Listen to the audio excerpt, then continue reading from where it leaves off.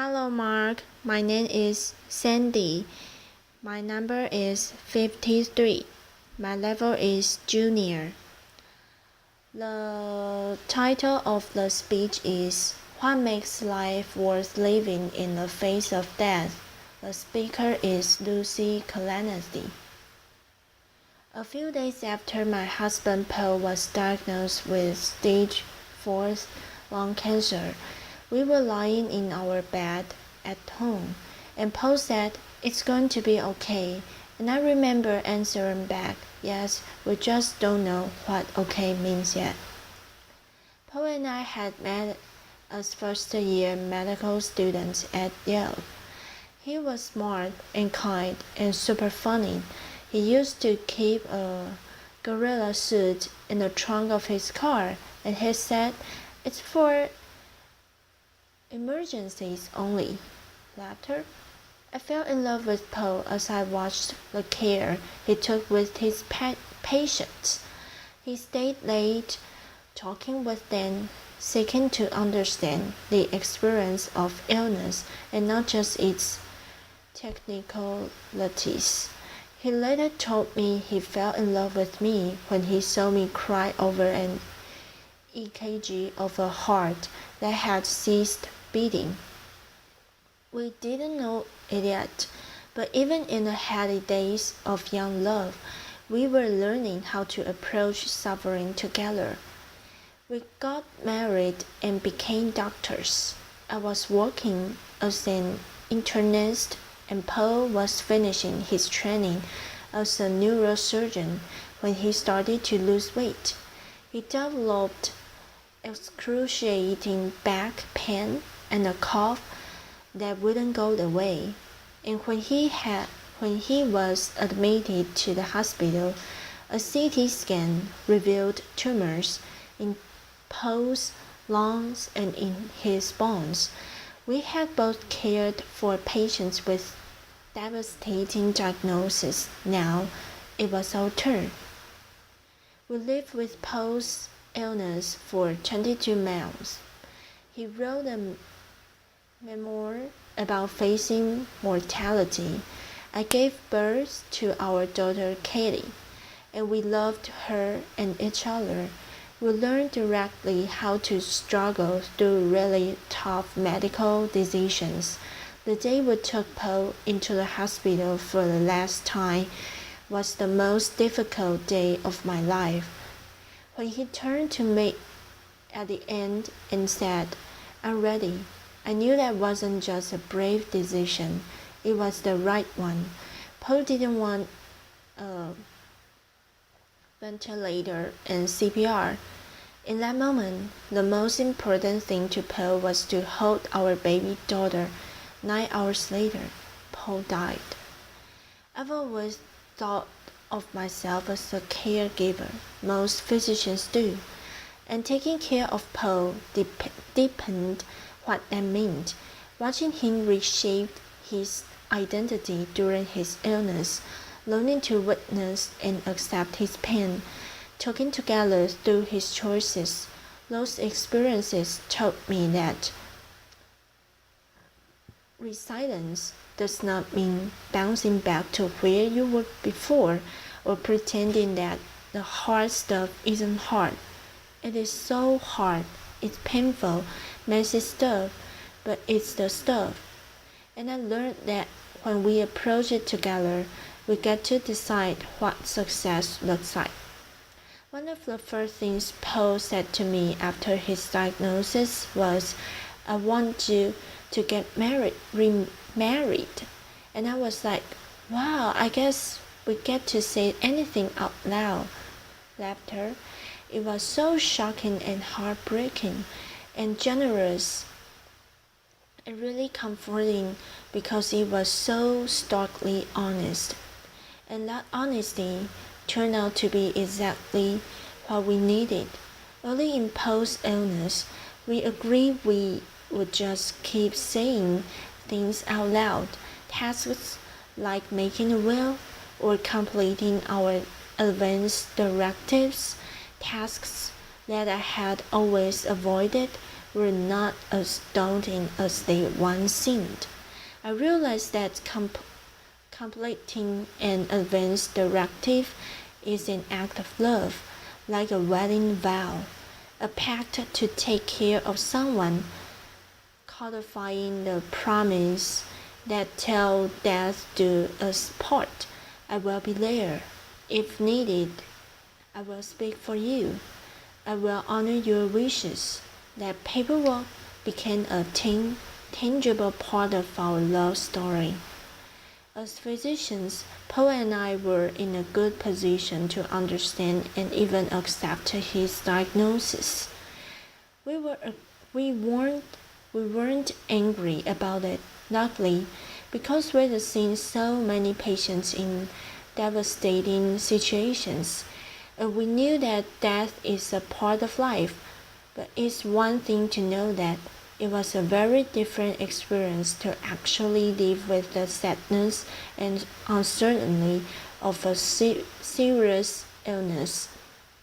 Huge strides are being made against cancer, but we knew that Paul likely had months to a few years left to live. During that time, Paul wrote about his transition from doctor to patient. He talked about feeling like he was suddenly as a crow at a crossroads, and how he would have thought he'd be able to see the path, that because he treated so many patients, maybe he could follow in their footsteps. But he was totally disoriented.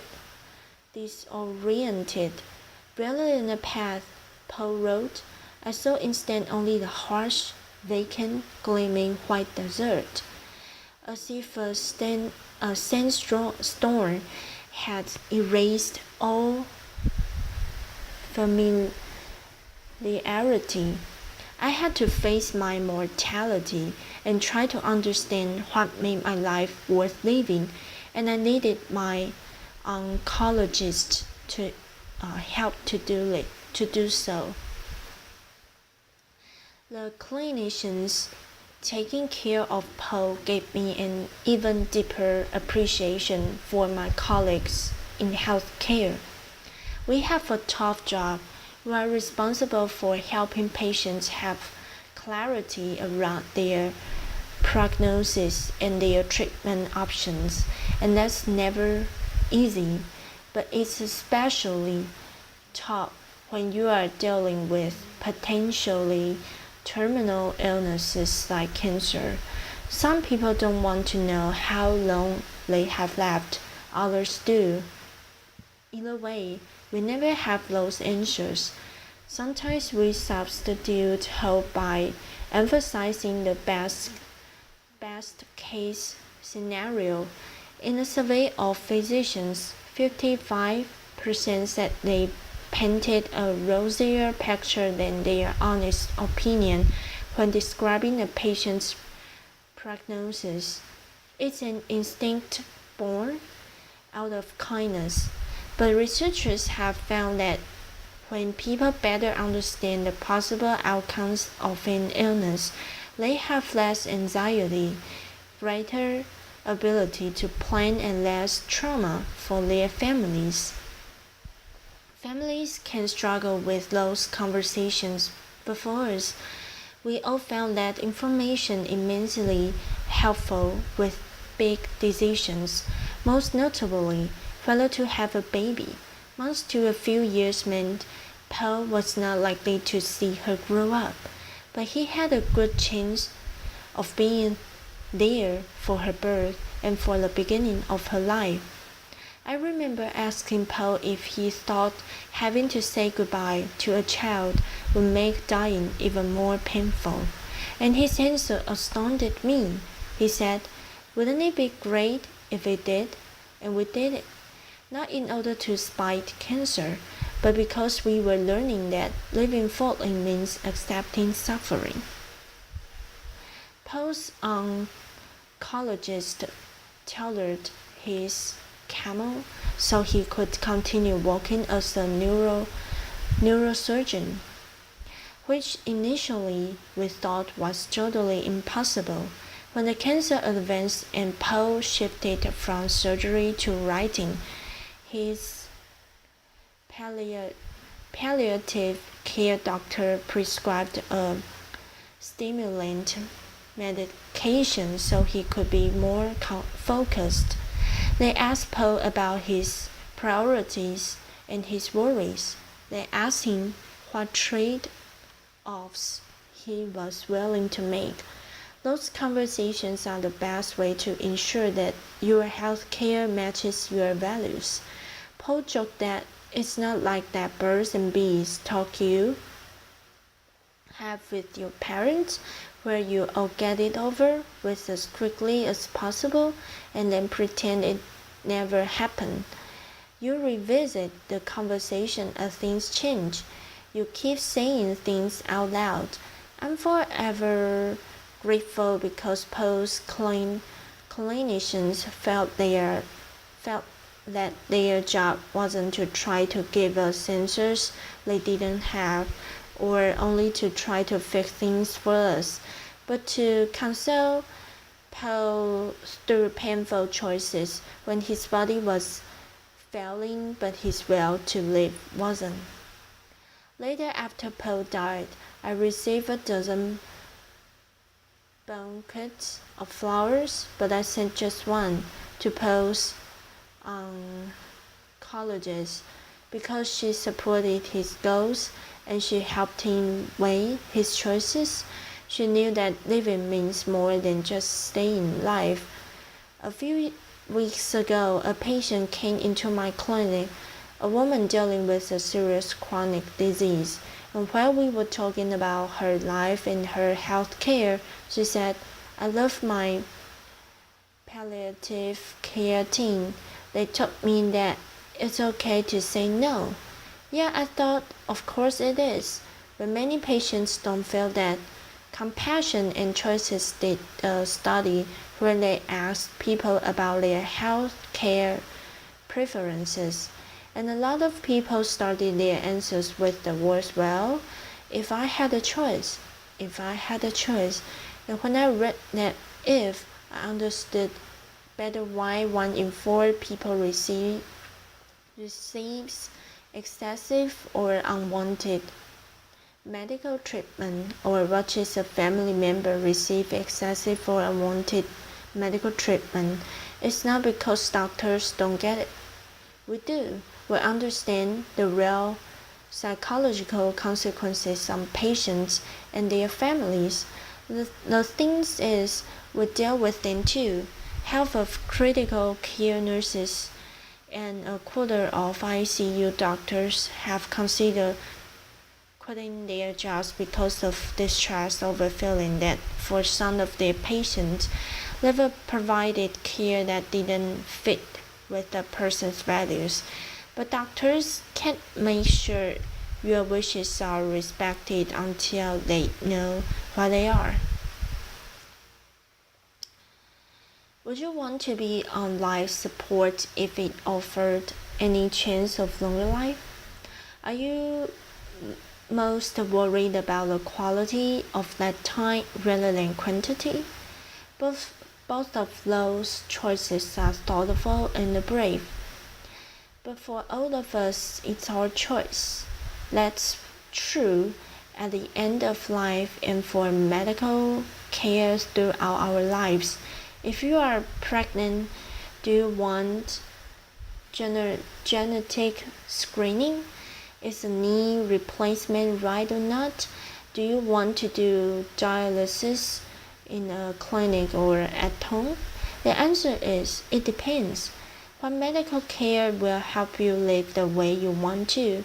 I hope you remember that question the next time you face a decision in your health care. Remember that you always have a choice, and it is okay to say no to a treatment that's not right for you. There's a poem by W.S. Merwin. It's just 2 sentences long that captures how I feel now. Your absence has gone through me like thread through a needle. Everything I do is staged with its color. For me, that poem invokes my love for Paul, and a new fortitude that came from loving and losing him. When Paul said it's going to be okay, that didn't mean that we could cure his illness. Instead, we learned to accept both joy and sadness at the same time, to uncover beauty and purpose both despite and because we are all born and we all die. And for all the sadness and sleepless nights, it turns out there is joy. I have flowers on Paul's grave and watch our 2-year-old run around on the grass. I built bonfires on the beach and watched the sunset with our friends. Exercise and mindfulness meditation have helped a lot, and someday I hope I do get remarried. Most importantly, I get to watch our daughter grow. I've thought a lot about what I'm going to say to her when she's older. Kathy, engaging in a full range of experience, living and dying, love and loss, is what we get to do. Being human doesn't happen despite suffering, it happens within it. When we approach suffering together, when we choose not to hide from it, our lives don't diminish, they expand. I've learned that cancer isn't always a battle, or if it is, maybe it's a fight for something different than we thought. Our job isn't to fight fate, but to help each other through. Not as soldiers, but as shepherds. That's how we make it okay, even when it's not, by saying it out loud, by helping each other through, and a gorilla suit never hurts either. Thank you. Applause.